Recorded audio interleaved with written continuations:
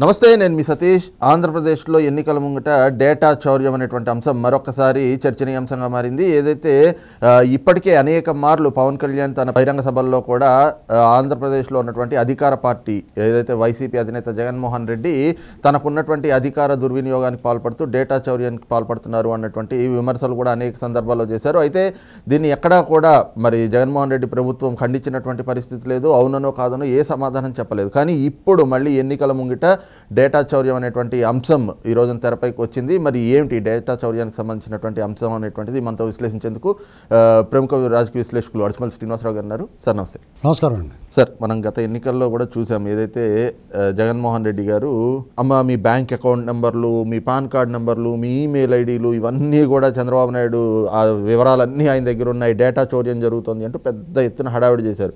ఢిల్లీకి వెళ్ళి మరీ కేంద్ర ఎన్నికల సంఘానికి ఫిర్యాదు చేసి వచ్చినటువంటి పరిస్థితి. ఆనాడు ఆయన చెప్పిన మాట కూడా ఏమిటి అంటే this is a punishable crime అని చెప్పేసి అని మాట్లాడారు.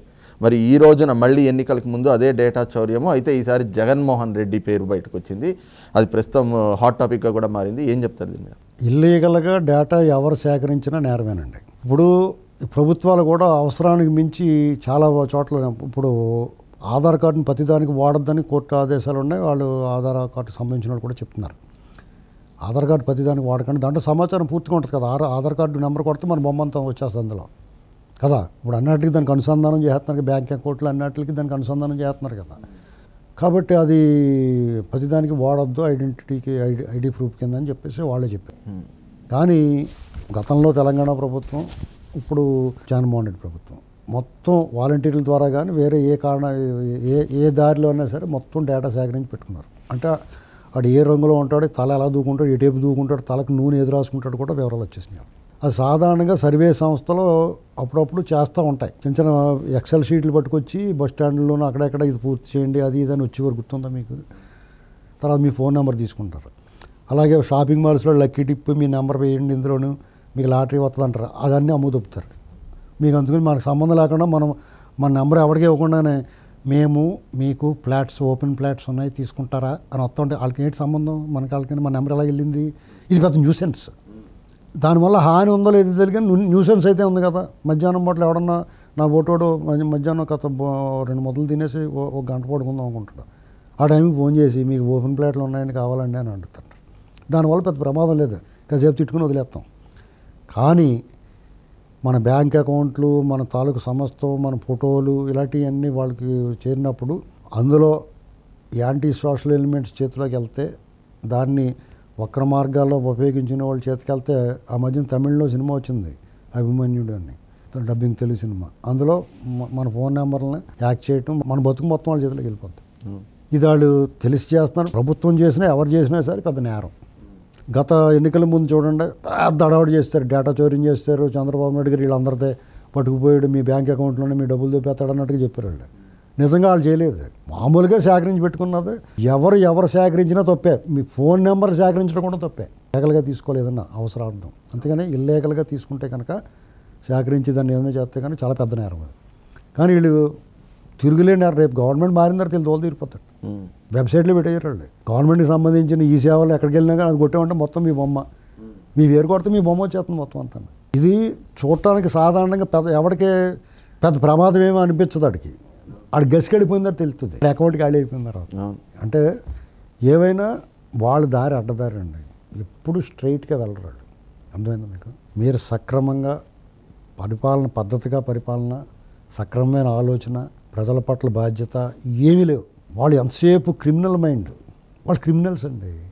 వాళ్ళు నేర మనస్తత్వం ఉంటుంది, ఆ మైండ్ సెట్ తోటి ఉంటారు. వాళ్ళ మోడస్ ఆపరేండి అంతా నేరమయం అయిపోయి ఉంటుంది. వాళ్ళ జీవితమే నేరమయం. నేరాల మీద అధికారంలోకి వస్తారు, నేరాలు చేసి నేరాలు చేస్తూ ఉంటారు, నిలబెట్టుకోవడానికి ప్రయత్నం చేస్తారు. డబ్బు సంపాదన, అధికారం, డబ్బు, పెత్తనం, ఈ 3 కావాలి వాళ్ళకి. ఇక వేరే అవసరం. దానికి ఎన్ని అక్రమ మార్గాలు, వక్ర మార్గాలు ఉంటాయి, అన్నీ ప్రయాణం చేస్తారు. అందులోనూ భాగం ఇది. ఇలాంటివి ఇంకా చాలా ఉన్నాయి. ఇది ఒక పార్ట్ అంతే వాళ్ళు చేసిన దాంట్లో. భూముల విషయం చూడండి, అది మాట్లాడదాం మళ్ళీ. ఇలాగా ప్రతి దాంట్లోనూ వాళ్ళకేంటంటే వాలంటీర్ల ద్వారా 2 రకాలుగా లాగారు బొమ్మ. ఒకటి వాళ్ళకి ప్రయోజనం ఏంటి, రాజకీయంగా ఏ పార్టీ ఎవడో ఎలా ఉందో ఏంటి పరిస్థితి తెలుసుకోవడానికి అది కొంచెం పర్లేదు. ఊళ్ళో కార్యకర్తలు పెట్టుకుని వాళ్ళని కూడా ఎంక్వైరీ చేసుకోవచ్చు, సర్వేలు చేసినట్టు.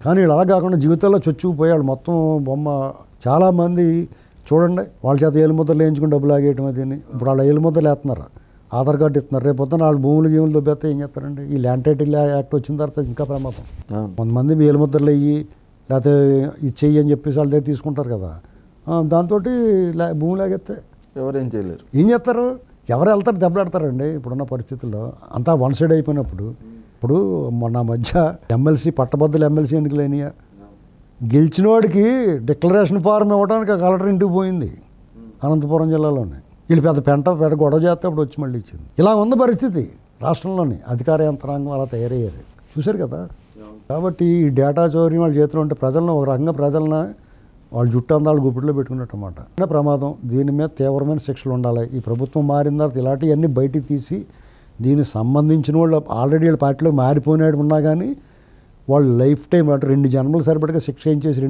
వచ్చి జన్మలో కూడా బయట రాకుండా పెట్టాలి లోపల పుట్టిన వెంటనే మళ్ళీ జైల్లో పడేయాలి ఈ జన్మ ముగిసిపోయింది అనుకోండి అది సరిపోగా శిక్ష మళ్ళీ జన్మలో కూడా మళ్ళీ అక్కడ పుట్టాడో వెతుక్కుని ఎవరో అప్పుడు ఆ శాంబువి అని ఉండి ఒక అమ్మాయి వాళ్ళ ద్వారా తెలుసుకున్నాడు అక్కడ పుట్టారేటో మళ్ళీ అప్పుడు కూడా వేసేయాలి అంత పెద్ద శిక్ష పడాలి అంటే గతంలో చూస్తే పవన్ కళ్యాణ్ గారు కూడా చెప్పారు అప్పుడు FOA అనేటువంటి సంస్థలో ఈ ఆంధ్రప్రదేశ్ ప్రజలకు సంబంధించి వాలంటీర్ల చేత ఏదైతే డేటా మొత్తం అంతా కూడా సేకరిస్తున్నారో అదొక ప్రైవేట్ సంస్థ అది కూడా హైదరాబాద్లో తెలంగాణలో ఉన్నటువంటి సంస్థకి ఇప్పుడేమో క్రిటికల్ రివర్ అనేటువంటి సంస్థ ఇప్పుడు ఇదంతా అమ్మేసుకుంటారండి ఎవరు పడితే వాళ్ళకి ఆదాయం కూడా ఉన్నాయి పైగా దీనివల్ల నష్టం ఉన్నా లేకపోయినా నేరం అండి అది చేయకూడదు తప్పని ఒకళ్ళ వ్యక్తిగత జీవితంలో నువ్వు తొంగి చూసే అవసరం నీకేంటి వాళ్ళ వివరాలు నీకు ఎందుకు అది చట్టంలో నేరం అది కాబట్టి వాళ్ళు శిక్ష పడాలంతే తప్పు చేస్తున్నాడు రైట్ ఇది చూస్తున్నాం కదా ముఖ్యంగా ఏదైతే చట్టవిరుద్ధమైనటువంటి చర్యలకు పాల్పడుతూ జగన్మోహన్ రెడ్డి ప్రభుత్వం ఈ రోజున ప్రజలకు సంబంధించినటువంటి పూర్తి వివరాలు అంటే డేటా చౌర్యానికి పాల్పడుతుంది ఇది శిక్షార్హమైనటువంటి